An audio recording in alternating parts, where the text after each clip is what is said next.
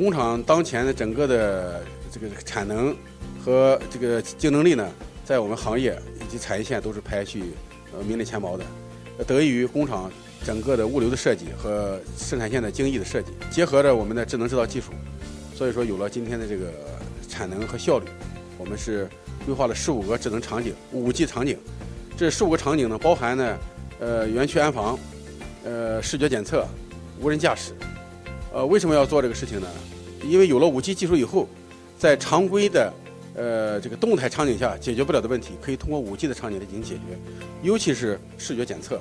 因为在5G 的这种低延迟、高速率情况下，可以全面的展开整个的视觉检测，可以保证我们的产品在进入我们的设备之前，可以进行快速检测完了。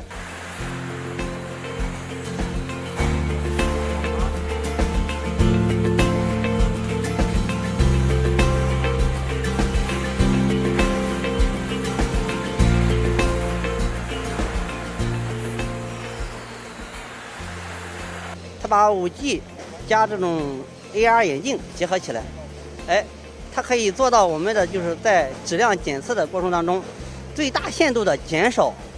人的这种主观判断造成的这种波动，使数据更加的这种直观，更加的这种科学。